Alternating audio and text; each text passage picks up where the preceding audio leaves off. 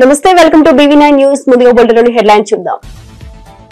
2 రోజుల ఢిల్లీ పర్యటనకు వెళ్లిన లోకేష్, జగదీప్ ధన్ఖర్ తో పలు అంశాలపై చర్చించిన లోకేష్ వెంట రామ్మోహన్ నాయుడు, పలువురు ఎంపీలు.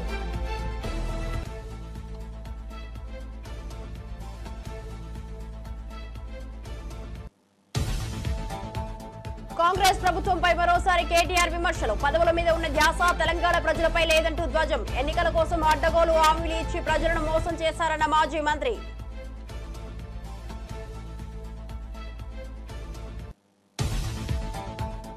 కేసీఆర్, జగన్ నా ఫోన్ ట్యాప్ చేయించారు. రేవంత్, చంద్రబాబు విచారణను వేగవంతం చేయాలన్న షర్మిల. తన వ్యక్తిగత సంభాషణలు దొంగచాటుగా విన్నారన్న షర్మిల. ఇది వ్యక్తిగత గోప్యతకు, ప్రజాస్వామ్యానికి ప్రమాదకరమని వ్యాఖ్య. ఇంతటి దుర్మార్గమైన చర్యలకు పాల్పడతారా అని ప్రశ్న. రేవంత్ రెడ్డిని కలిసిన బ్రహ్మోస్ ఎయిర్ స్పేస్ ప్రతినిధి బృందం. బ్రహ్మోస్ ఎయిర్ స్పేస్ సంస్థను విస్తరించాలని కోరిన సీఎం. ఇప్పటికే హైదరాబాద్ లో డిఫెన్స్ కు సంబంధించిన వివిధ సంస్థలు, దేశంలో పెట్టుబడులకు తెలంగాణ అనుకూలమన్న సీఎం. డీటెయిల్ చూస్తే, జూబ్లీహిల్స్ నివాసంలో ముఖ్యమంత్రి రేవంత్ రెడ్డిని బ్రహ్మోస్ ఎయిర్ స్పేస్ ప్రతినిధుల బృందం మర్యాదపూర్వకంగా కలిసింది. BrahMos MD and CEO doctor Jaiteerth R Joshi, Hyderabad executive director Surampudi Sambasivaprasad, DRDL director GS Srinivasamurthy ఈ సమావేశంలో పాల్గొన్నారు. హైదరాబాద్ లో బ్రహ్మోస్ సంస్థను విస్తరించాలని సీఎం సూచించారు. హైదరాబాద్, బెంగళూరు డిఫెన్స్ కారిడార్లుగా అభివృద్ధి చేసే అవకాశం ఉందని తెలిపారు. ఇప్పటికే నగరంలో అనేక డిఫెన్స్ సంస్థలు ఉండటం పెట్టుబడులకు అనుకూలతను సూచిస్తోందని అన్నారు. బ్రహ్మోస్ సంస్థ విస్తరణకు ప్రభుత్వం నుంచి పూర్తి సహకారం అందిస్తామని హామీ ఇచ్చారు. ఈ భేటీలో మంత్రి శ్రీధర్ బాబు కూడా పాల్గొన్నారు. ప్రతినిధులు సీఎం సూచనలపై సానుకూలంగా స్పందించారు.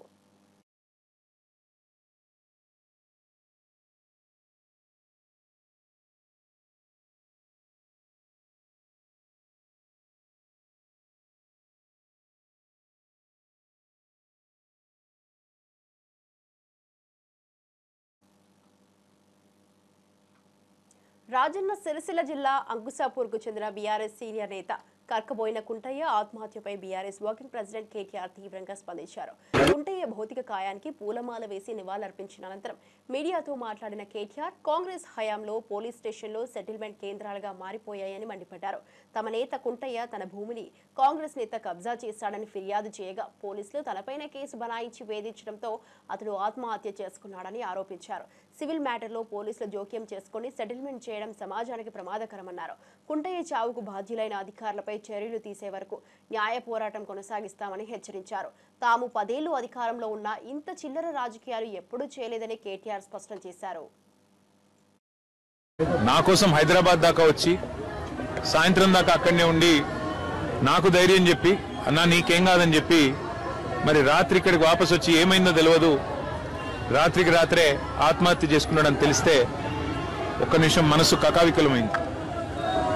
వారి కుటుంబాన్ని ఈరోజు కలిసిన తర్వాత నిజంగా కూడా బయట రాజకీయ నాయకులు అంటే ఏదేదో ఊహించుకుంటారు, కానీ బయటికి ఎంత గంభీరంగా కనబడ్డా లోపల దుఃఖాన్ని దాచుకొని లోపల కష్టాన్ని కూడా అదిం పెట్టుకొని ఒకవైపు ప్రజల కోసం పనిచేస్తూ మరొక వైపు తమ కుటుంబాన్ని కూడా కాపాడుకునే క్రమంలో ఒక ఒత్తిడికి లోనై మా సోదరుడు దురదృష్టవశాత్తు ఆత్మహత్య ప్రయత్నం చేయడం జరిగింది. తెలవంగానే నేను మా మండల పార్టీ అధ్యక్షులు గజబింకర్ రాజన్న గారికి, మా జిల్లా పార్టీ అధ్యక్షులు తోటాగయ్య గారికి ఫోన్ చేసి అర్జెంటుగా అత్యవసరంగా అవసరమైతే హైదరాబాద్ షిఫ్ట్ చేస్తారా, లేకపోతే ఎల్లారెడ్డిపేటలో ఉండే మన అశ్విని హాస్పిటల్ తీసుకుపోయి, ఎందుకంటే అక్కడ పాయిజన్ కేసులు ఎఫెక్టివ్గా ట్రీట్మెంట్ ఇస్తారని తెలుసు, మీరు వెంటనే తీసుకుపోండి అంటే వాళ్ళు కూడా పాపం శాయశక్తుల ప్రయత్నం చేసింది. దురదృష్టవశాత్తు కిడ్నీలు ఫెయిల్ కావడం, దురదృష్టవశాత్తు కుంటయ్య గారిని కాపాడుకోలేకపోవడం జరిగింది. కానీ ఆ కుటుంబానికి అన్ని రకాలుగా ఆ 2 పిల్లల చదువులు, వారి పెళ్లిళ్ళు, ఆ 2 పిల్లలు, వారితో పాటు వారికి ఉండే ఇతర సమస్యలు అన్నిటినీ కూడా నేను చూసుకుంటానని చెప్పి వారి కుటుంబానికి నేను మాట ఇచ్చిన. ఒక ఎమ్మెల్యే గారు పోతే ఆ కుటుంబానికి ఎట్లా అండగా ఉన్నామో ఈరోజు మా కుంటయ్య గారికి కూడా, ఆ కుటుంబానికి కూడా అదే స్థాయిలో పూర్తి స్థాయిలో అండగా ఉంటాం. వారు మాకు ఇచ్చిన వారి సహచర్యం కానీ, వారు మాతో పాటు కలిసి గడిపిన సమయం కానీ, అదేవిధంగా వారు పార్టీకి చేసిన సేవలు కానీ ఇవన్నీ దృష్టిలో పెట్టుకుని ఆ కుటుంబానికి మొత్తం బీఆర్ఎస్ పార్టీ జిల్లా నాయకత్వం మొత్తం అండగా ఉంటుంది. సత్తెనపల్లిలో జరిగిన పర్యటన సందర్భంగా వైఎస్ఆర్సీపీ అధినేత జగన్ కోసం భారీగా కార్యకర్తలు తరలివచ్చారు. జిల్లా నలుమూలల నుండి వచ్చి జెండాలు పట్టుకుని నినాదాలతో వాతావరణాన్ని వేడెక్కించారు. జగన్ వాహనం వచ్చిన వేళ జనం ఉద్వేగానికి లోనయ్యారు. ఆయనను చూసేందుకు పెద్ద సంఖ్యలో మహిళలు, యువత రోడ్డుపై క్యూ కట్టారు. జగన్ కోసం ప్రజల్లో పెరుగుతున్న ఆదరణ మరోసారి స్పష్టమైందని పార్టీ నేతలు పేర్కొన్నారు. స్థానిక నాయకులు, కార్యకర్తలు ఈ పర్యటనను విజయవంతం చేయడానికి భారీ ఏర్పాట్లు చేశారు. సభా ప్రాంగణం జనసంద్రంగా మారింది. ప్రజల సందడి, వాహనాల కిరాకితో సత్తెనపల్లి పట్టణం ఉత్సవ వాతావరణాన్ని తలపించింది. జగన్ ప్రతి పర్యటనలో ప్రజల తీరుతో పార్టీ నేతలు ఉత్సాహంగా ఉన్నారు.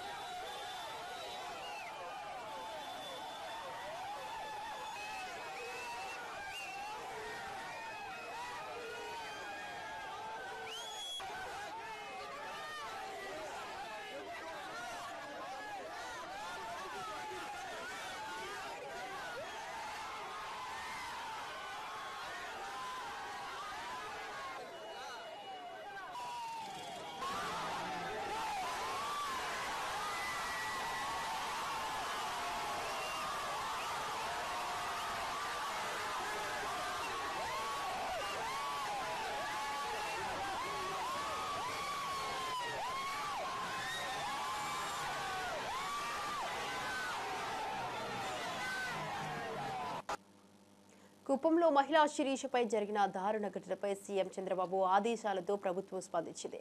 బాధితురాలికి ఆదుకుంటూ కడా ప్రాజెక్టు డైరెక్టర్ వికాస్ మర్మాత్, టీడీపీ నాయకులు కలిసి 5 లక్షల రూపాయల చెక్కును అందజేశారు. మున్సిపల్ పరిధిలో 50 సెంట్ల భూమిని కేటాయించినట్లు అధికారులు తెలిపారు. సంఘటన తెలిసిన వెంటనే సీఎం చంద్రబాబు, హోంమంత్రి ఎమ్మెల్సీ కంచర్ల శ్రీకాంత్, స్థానిక నాయకులు ఆమె కుటుంబానికి తోడుగా నిలిచారు. ఇక శిరీషకు ధైర్యం చెబుతూ ప్రభుత్వ సహాయ కార్యక్రమాలు కొనసాగుతున్నాయి. బాధితురాలికి న్యాయం జరిగేలా చర్యలు తీసుకుంటామని అధికార వర్గాలు హామీ ఇచ్చాయి.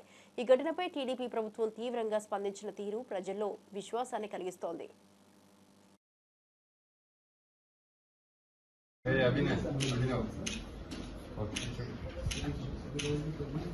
జరుగుతూనే ఉంటుంది. వీళ్ళందరూ కూడా కుప్పం ప్రాంతంలో వడ్డీ వ్యాపారులు కూడా మేము ఈరోజు హెచ్చరిస్తున్నాం. మీ ఇష్టానుసారంగా 10 రూపాయల వడ్డీ, మీటర్ వడ్డీలు తీసుకొని పేదవాళ్ళ యొక్క నిస్సహాయతనే ఈరోజు వాళ్ళు సొమ్ము చేసుకునే విధానం అనేది చాలా దారుణం. ఇది దీనికి సీరియస్ గా కూడా ఖండిస్తూ గౌరవ ముఖ్యమంత్రి గారు వెంటనే స్పందించి నేరుగా శిరీష గారితో మాట్లాడడం, గౌరవ హోంమంత్రి గారు ఆమెను పరామర్శించడం, అదేవిధంగా మొత్తం తెలుగుదేశం పార్టీ నాయకులందరూ కూడా ఆమెకు మద్దతుగా పోయి ఆమెను పరామర్శించడం, ఈ రోజు గౌరవ కడా పీడీ గారు ఎన్నో రకాలుగా ఈ రోజు వాళ్ళకి ఏమేమి విధంగా మనం సహాయం చేయాలనే విషయాల గురించి కూడా ఈ రోజు నిర్ణయం తీసుకోవడం జరిగింది. గౌరవ ముఖ్యమంత్రి ఆదేశానుసారం 5 లక్షల రూపాయలు ఫిక్స్డ్ డిపాజిట్ లో పిల్లల కోసం వేయమని చెప్పి ఇప్పుడే చెక్ కూడా ఇవ్వడం జరిగింది. అదేవిధంగా ఆమెకు భూమి కూడా విలువైనటువంటి భూమి మున్సిపాలిటీలో 50 సెంట్లు కూడా ఇచ్చేదానికి అసైన్మెంట్ కమిటీ వాళ్ళు కూడా ఆదేశాలు ఇప్పుడే మన గౌరవ పీడీ గారు తెలియజేశారు. ప్రభుత్వం నారా చంద్రబాబు నాయుడు గారు ఒక ఆడబిడ్డకి అన్యాయం జరిగితే ఏ రకంగా ఇమీడియట్ గా ప్రభుత్వ అధికారులు ఏ రకంగా చర్యలు తీసుకుంటారనే దానికి ఉదాహరణ నిన్న ఉదయం నుంచి కూడా హాస్పిటల్ వాళ్ళకి చెప్పి ఆమె ఏపీ మంత్రిగా నారా లోకేష్ ఢిల్లీ పర్యటన కొనసాగుతోంది. బుధవారం ఉదయం ఉపరాష్ట్రపతి జగదీప్ ధన్కర్ తో ఆయన సమావేశమయ్యారు. రాష్ట్ర అభివృద్ధికి సంబంధించిన పలు కీలక అంశాలపై లోకేష్ ఉపరాష్ట్రపతితో చర్చించినట్టు సమాచారం. ఈ భేటీలో కేంద్ర మంత్రి పెమ్మసాని చంద్రశేఖర్, ఎంపీలు లావు శ్రీకృష్ణ దేవాలయాలు, సాన సతీష్, బైరెడ్డి శబరి పాల్గొన్నారు. రాష్ట్రానికి ప్రత్యేక ప్రాజెక్టులు, నిధుల విడుదల, కేంద్ర సహకారం తదితర విషయాల్లో చర్చలు జరిగాయి. లోకేష్ ఢిల్లీ పర్యటనలో ప్రధాని మోదీతో సహా పలువురు కేంద్ర మంత్రులతో సమావేశాలు జరగనున్నట్లు సమాచారం. ఇక రాష్ట్రానికి కేంద్రం నుంచి మెరుగైన మద్దతు రావడానికి ఈ పర్యటన తోడ్పడేలా ఉందని విశ్లేషకులు భావిస్తున్నారు.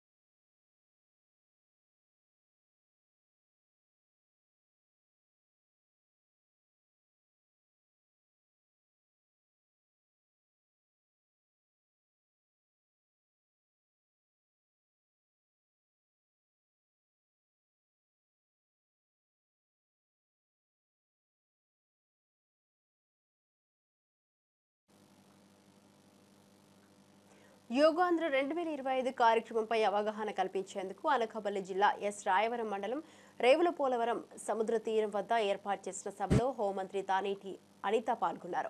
ఈ సందర్భంగా ఆమె మాట్లాడుతూ యోగా ప్రతి ఒక్కరి జీవన శైలిలో భాగంగా మారాలన్నారు. ఆరోగ్యకరమైన జీవితం కోసం యోగాను ప్రతిరోజు అభ్యసించాల్సిన అవసరం ఉందని చెప్పారు. యోగా శారీరక మానసిక స్థితుల మెరుగుదలకు దోహదం చేస్తుందన్నారు. ప్రభుత్వం ప్రతిసారి యోగాకు ప్రోత్సాహం ఇస్తోందని యోగాంధ్ర కార్యక్రమం ద్వారా ప్రజల్లో ఈ విషయంపై అవగాహన పెంపొందించనున్నట్లు తెలిపారు. ప్రతి ఒక్కరూ రోజు కొంత సమయం యోగాకు కేటాయించాలని సూచించారు. కార్యక్రమంలో పలువురు ప్రజాప్రతినిధులు, అధికారులు, స్థానిక ప్రజలు పాల్గొన్నారు. ఈసారి షోల్డర్స్ రొటేషన్ చేస్తామండి. చేతులు భుజం మీద పెట్టుకోండి. చేతుల ముందు మోచేతులు కలపండి. మోచేతులు కలపాలి.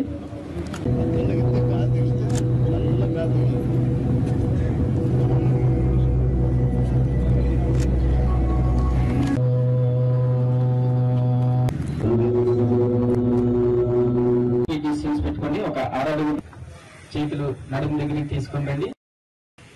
శ్వాస తీసుకుంటూ పూర్తిగా తల భాగాన్ని పూర్తిగా వెనక్కి తీసుకుని వెళ్ళండి. బెండ్ చేయాల్సి ఉంటుంది. శ్వాస తీసుకోండి. శ్వాస విడిచిపెడుతూ తలని కుడి పక్కకు వంచండి. శ్వాస తీసుకుంటూ మళ్ళీ నిటారుగా ఇన్హేల్ చేసి రైట్ నోస్ట్రిల్ నుంచి ఎక్స్హేల్ చెయ్యు. మళ్ళీ రైట్ నోస్ట్రిల్ నుంచి ఇన్హేల్ చేసి లెఫ్ట్ నోస్ట్రిల్ నుంచి ఎక్స్హేల్ చేయు. ఇలా 3 టైమ్స్ చేద్దాం.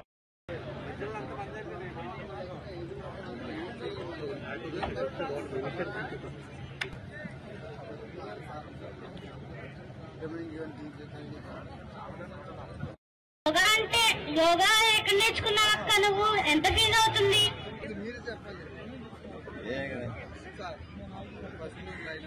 ఇంతవరకు అభివృద్ధి గురించి, సంక్షేమం గురించి ఆలోచించే నాయకులను చూసాం. కానీ మీ ఆరోగ్యం గురించి, మీ కుటుంబ ఆరోగ్యం గురించి కూడా ఆలోచన చేసి మన వ్యవస్థ ఆరోగ్యంగా ఉంటేనే మన దేశం ఆరోగ్యంగా ఉంటుందని నమ్మిన వ్యక్తిగా నరేంద్ర మోడీ గారు 10 సంవత్సరాల నుంచి కూడా ఇంటర్నేషనల్ యోగా డేని సెలబ్రేట్ చేయడమే కాకుండా ఈ 11వ ఇంటర్నేషనల్ యోగా డేని మన ఆంధ్రప్రదేశ్ రాష్ట్రంలో ఏర్పాటు చేయాలని మన గౌరవ ముఖ్యమంత్రిని అడిగిన వెంటనే మన గౌరవ ముఖ్యమంత్రి గారు మనందరి మీద ఉన్న నమ్మకంతో ఓకే చేసి, అలాగే సార్ నేను పెడతానని చెప్పి ముందుకు రావడమే కాకుండా ఈ రోజు విశాఖపట్నాన్ని వేదికగా మార్చడం అనేది నిజంగా ఉత్తరాంధ్ర ప్రజలుగా మనందరూ కూడా ఒక గర్వంగా భావించాలి. ఎందుకంటే ఇంటర్నేషనల్ యోగా డే అంటే జూన్ 21వ తారీఖున ప్రపంచం మొత్తం కూడా ఈ రోజు విశాఖపట్నం వైపు చూసే పరిస్థితి. ఈ రోజు సుమారుగా అది Guinness book of world record అన్నది పక్కన పెడితే ఈ రోజు ప్రతి ఒక్కరి ఆరోగ్యం ముఖ్యం అని చెప్పి మనకున్న 24 గంటల్లో మనం ప్రతి ఒక్కదానికి ఒక గంట వెచ్చిస్తాం. కానీ మన గురించి మనం చేసుకునే ఒకే ఒక గంట, మన గురించి మనం నిర్వహించుకునే పని ఒకే ఒక గంట యోగా. 45 నిమిషాలు యోగా మీద దృష్టి పెడితే మనకి 100 సంవత్సరాల ఆయుష్ మనకి మనమే తీసుకొచ్చే పరిస్థితి కనిపిస్తా ఉంది. ఎందుకంటే యోగా అన్నది మన జీవితంలో భాగం అవ్వాలి. ఎందుకంటే యోగా అన్నది ప్రపంచానికి మన భారతదేశం ఇచ్చిన ఒక గిఫ్ట్. భారత్ పాకిస్తాన్ మధ్య కాల్పుల విరమణకు అమెరికా మధ్యవర్తిత్వం లేదని, అది భారత్ తీసుకున్న స్వతంత్ర నిర్ణయమేనని భారత రాయబారి విక్రమ్ మిస్రీ స్పష్టం చేశారు. ప్రధాని నరేంద్ర మోదీ ఈ విషయాన్ని అప్పటి అమెరికా అధ్యక్షుడు డొనాల్డ్ ట్రంప్కు క్లారిటీగా వివరించారన్నారు. ఇక భారత్తో వాణిజ్య చర్చల కారణంగా కాల్పుల విరమణ జరిగినట్లు ప్రచారం అవుతున్నప్పటికీ ఈ నిర్ణయం భారత్దే అని విక్రమ్ మిస్రీ అన్నారు. సార్వభౌమత్వం, భద్రతా ప్రయోజనాలను దృష్టిలో పెట్టుకుని భారత ప్రభుత్వం ఈ నిర్ణయం తీసుకుందన్నారు. की फोन पर बात हुई. बातचीत लगभग 35 मिनट चली. 22 अप्रैल को पहलगाम आतंकी हमले के बाद राष्ट्रपति ट्रंप ने फोन पर प्रधानमंत्री मोदी को शोक संवेदना प्रकट की थी और आतंक के खिलाफ समर्थन व्यक्त किया था. उसके बाद दोनों लीडर्स की ये पहली बातचीत थी. इसलिए प्रधानमंत्री मोदी ने राष्ट्रपति ट्रंप से ऑपरेशन सिंदूर के बारे में विस्तार से बात की. प्रधानमंत्री मोदी ने राष्ट्रपति ट्रंप को स्पष्ट रूप से कहा कि 22 अप्रैल के बाद भारत ने आतंकवाद के खिलाफ कार्रवाई करने का अपना दृढ़ संकल्प पूरी दुनिया को बता दिया था. प्रधानमंत्री मोदी ने कहा कि 6-7 मई की रात को भारत ने पाकिस्तान और पाकिस्तान ऑक्यूपाइड कश्मीर में सिर्फ आतंकी ठिकानों को ही निशाना बनाया था. भारत के एक्शन बहुत ही मेजर्ड, प्रिसाइस और नॉन एस्केलेटरी थे। साथ ही भारत ने यह भी स्पष्ट कर दिया था कि पाकिस्तान की गोली का जवाब भारत गोले से देगा। 9 मई की रात को उपराष्ट्रपति वैंस ने प्रधानमंत्री मोदी को फोन किया था। उपराष्ट्रपति वैंस ने कहा था कि पाकिस्तान भारत पर बड़ा हमला कर सकता है। తిరుమల శ్రీవారిని తెలంగాణ రాష్ట్ర మంత్రి లక్ష్మణ్ కుమార్ మంగళవారం దర్శించుకున్నారు. ఉదయం వీఐపీ బ్రేక్ దర్శనం సమయంలో ఆలయంలో ప్రవేశించి స్వామివారి మంగళ దర్శనం పొందారు. దర్శన అనంతరం రంగనాయకుల మండపంలో అర్చకులు ఆశీర్వచనం ఇచ్చారు. ఇక మంత్రి వెంకట కుటుంబ సభ్యులు, అధికారులు కూడా ఉన్నారు. రాష్ట్రం శాంతి, అభివృద్ధి, ప్రజల సుఖ సంతోషాల కోసం తల నమూనాను సమర్పించారని మంత్రి తెలిపారు. భక్తుల నడక, దారుల అభివృద్ధిపై తాను టీటీడీ అధికారులతో చర్చించారని తెలిపారు. ఇక తిరుమలలో భక్తుల రద్దీ కొనసాగుతోంది. రాష్ట్ర కేబినెట్ మంత్రిగా ప్రమాణ స్వీకారం చేసి 21 తారీఖు నా ఆఫీసు ఛార్జ్ తీసుకున్నటువంటి మా అఖిల భారత కాంగ్రెస్ పార్టీ, మా రాహుల్ గాంధీ గారి నాయకత్వం, మా ప్రియతమ నాయకులు గౌరవనీయులు పెద్దలు రేవంత్ రెడ్డి గారి నాయకత్వం లోపల రాబోయే రోజుల్లో తెలంగాణ ప్రజలకు ఇచ్చినటువంటి 6 గ్యారంటీ పథకాలకు ఆ స్వామివారు అమ్మవారు ఆశీర్వదించి చల్లగా చూడాలి, ప్రజలకు ఇచ్చిన మాట అమలు చేసేటువంటి శక్తి మాకు ఇవ్వాలని చెప్పి ముఖ్యమంత్రి వర్యులు వారి నాయకత్వాన్ని, మంత్రిగా నాకు కూడా పూర్తి ఏదైతే ధైర్యాన్ని, ఆశీర్వాదాన్ని స్వామివారి ఇవ్వాలని చెప్పి మనస్ఫూర్తి కోరుకుంటూ ఆ స్వామివారికి ప్రతి సంవత్సరం మేము స్వామివారి దగ్గరికి వస్తాం.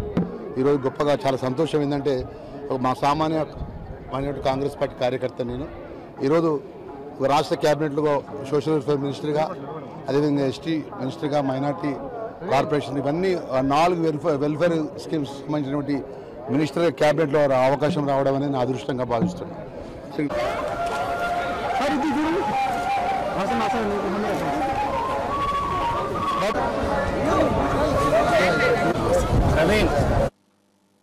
వైఎస్ షర్మిల మరోసారి సంచలన వ్యాఖ్యలు చేశారు. ఫోన్ ట్యాపింగ్ వ్యవహారంలో అప్పటి తెలంగాణ సీఎం కేసీఆర్, అప్పటి ఏపీ సీఎం జగన్ కలిసి జాయింట్ ఆపరేషన్ చేపట్టారని ఆరోపించారు. ఇక మా ఫోన్లు ట్యాప్ అవుతున్నాయని వైవి సుబ్బారెడ్డి స్వయంగా మా ఇంటికి వచ్చి చెప్పారని వెల్లడించారు. తమను అణిచివేయాలనే నమ్మకంతోనే ఇలా చేశారని షర్మిల ఆరోపించారు. ఫోన్ ట్యాపింగ్ కు బాధ్యులైన వారిపై సమగ్ర దర్యాప్తు జరగాలని, దోషులకు కఠినమైన శిక్ష పడాలని డిమాండ్ చేశారు. ప్రజల హక్కులను కాపాడాల్సిన నేతలే తప్పుదోవ పడటం దురదృష్టకరమన్నారు. ఫోన్ ట్యాపింగ్ వ్యవహారం ఇప్పుడు 2 రాష్ట్రాల్లో రాజకీయంగా వేడెక్కుతోంది. ఈ వ్యాఖ్యలతో రాజకీయం మరోమారు వేడెక్కే అవకాశాలు కనిపిస్తున్నాయి. మరి ఈ ఫోన్ ట్యాపింగ్ వ్యవహారం తెలంగాణ ముఖ్యమంత్రి, ఆంధ్ర ముఖ్యమంత్రి కలిసి చేసిన జాయింట్ ఆపరేషన్ లేకపోతే ఇది షేర్డ్ ఇన్ఫర్మేషన్ నాకు తెలియదు, కానీ ఒక మాట అయితే స్పష్టంగా అర్థమైంది. అదేమిటంటే ఫోన్ ట్యాపింగ్ జరుగుతుంది. ఎంతమంది మీద జరుగుతుందో నాకు తెలియకపోయినా నా ఫోన్ ట్యాప్ అవుతుంది, నా భర్త ఫోన్ ట్యాప్ అవుతుంది, నా దగ్గర వాళ్ళ ఫోన్లు ట్యాప్ అవుతున్నాయి అన్న విషయం నాకు చాలా చాలా స్పష్టంగా అర్థమైంది.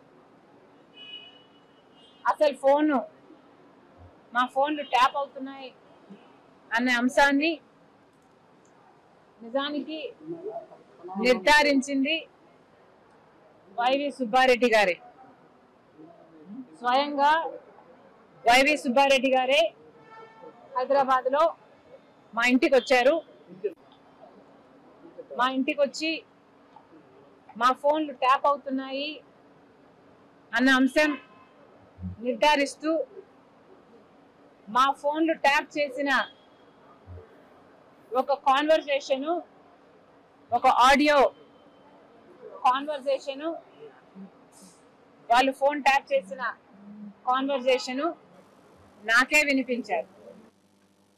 వైసీపీ మాజీ మంత్రి అంబటి రాంబాబు పల్నాడు జిల్లా సరిహద్దులో పోలీసులతో తీవ్ర వాగ్వాదానికి దిగారు. తన వాహనం, కార్యకర్తల వాహనాలను అడ్డుకుంటున్నారని ఆగ్రహం వ్యక్తం చేశారు.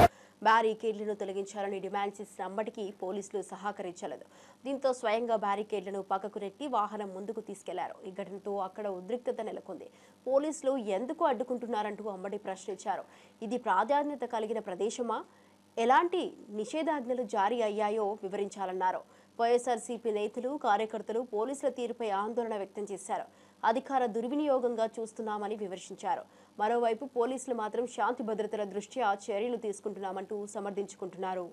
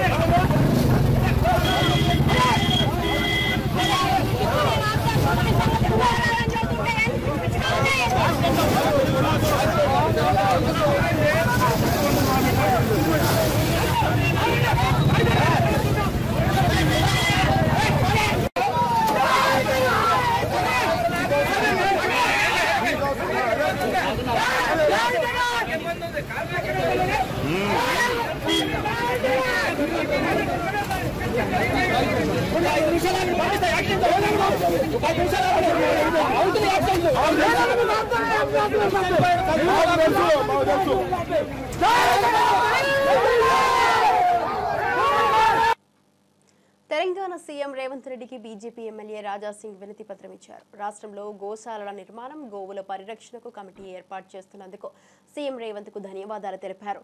తాను కూడా ఆ కమిటీలో సభ్యుడిగా అవకాశం ఇవ్వాలని కోరారు. గోవుల పరిరక్షణ కోసం ప్రత్యేక పోలీస్ టాస్క్ ఫోర్స్ ఏర్పాటు చేయాలని విజ్ఞప్తి చేశారు. ఇక గోమాతను కాపాడే విషయంలో ప్రభుత్వం తీసుకుంటున్న చర్యలను స్వాగతిస్తున్నానని, తాను కూడా అందులో భాగం కావాలనుకుంటున్నానని తెలిపారు.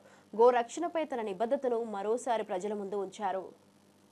టాస్క్ ఫోర్స్ని నిర్మించండి. ఎవరైనా ఇల్లీగల్గా ఆవులు, ఎద్దులు, దొడలు మన తెలంగాణకి ఈ స్లాటర్ హౌస్కి కటింగ్కి తీసుకొని వస్తే వాళ్ళకి పట్టుకోవాలి. అదే ఆవులు, అదే దొడలు, అదే ఎద్దులు మీరు కట్టిన మోడలైజ్ని షిఫ్ట్ చేయాలి, అక్కడ షిఫ్ట్ చేయాలని నేను కోరుతున్నాను. అదేవిధంగా ఒకవేళ అది ఒక మంచి టాస్క్ ఫోర్స్ టీమ్ గౌరక్షణ గురించి మీరు తయారు చేస్తే దానికి ఒక సభ్యుడిగా మాకు కూడా పెట్టాలని నా ఒక నివేదిక. పార్టీని పక్క పెట్టండి. ఎందుకంటే ఎన్నో సంవత్సరాల నుంచి గౌరక్షణలో మేము ఆల్రెడీ పనిలో ఉన్నాము. చాలా వరకు గౌరక్షణ గురించి చాలా వరకు కార్యకర్తలు పని కూడా చేస్తున్నారు. లీగల్గా మేము కూడా మీకు సపోర్ట్ చేయడానికి మేము రెడీ ఉన్నాము. కానీ దీనిపైన కూడా దృష్టి పెట్టాలని నా ఒక నివేదిక. అదేవిధంగా తెలంగాణలో మున్సిపల్ కార్పొరేషన్ నుంచి చాలా వరకు స్లాటర్ హౌస్ నడుస్తున్నాయి. అదే స్లాటర్ హౌస్లో ఇల్లీగల్గా ఎద్దులు, ఆవులు, దొడలు నైట్ పూట కట్ చేసి మన తెలంగాణ నుంచి మాంసాన్ని వేరే వేరే రాష్ట్రాలకి కానీ వేరే వేరే దేశాలకి కానీ ఎక్స్పోర్ట్ అవుతుంది. దానిపైన కూడా దృష్టి పెట్టాలని రేవంత్ రెడ్డి గారికి నా ఒక నివేదిక. 8 వసంతాలు సినిమాలో శుద్ధి అయోధ్ర పాత్ర తనకెంతో ప్రత్యేకమైందని నటి అనంతిక పేర్కొన్నారు. ఈ చిత్రంలో నటించడం తన అదృష్టంగా భావిస్తున్నట్టు ప్రీ రిలీజ్ ఈవెంట్లో చెప్పారు. ఇక డాన్స్, మార్షల్ ఆర్ట్స్ చిన్నప్పటి నుంచి అలవాటు అయినా స్టేజ్ పై మాట్లాడటం మాత్రం భయంగా ఉంటుందని నవ్వుతూ పంచుకున్నారు. ఫణీంద్ర నర్శెట్టి దర్శకత్వంలో హనురెడ్డి, రవితేజ దుగ్గిరాలతో కలిసిన ప్రధాన పాత్రలో నటించిన ఈ చిత్రం ప్రేమ, మార్షల్ ఆర్ట్స్ నేపథ్యంలో రూపొందింది. జూన్ 20న విడుదలకు సిద్ధమవుతున్న ఈ సినిమా తనకు నటిగా ఎంతో కొత్త అనుభవాన్ని ఇచ్చిందని అనంతిక చెప్పింది. ప్రేక్షకుల ఆదరణను ఆశిస్తూ సినిమా విజయం సాధించాలని ఆకాంక్షించారు. టాలెంట్ అయినా చిన్నప్పటి నుంచి అలానే నేర్చుకున్నా. కానీ ఇలా మైక్ పెట్టుకుని మాట్లాడడానికి నాకు చాలా భయం ఉంది. I'm still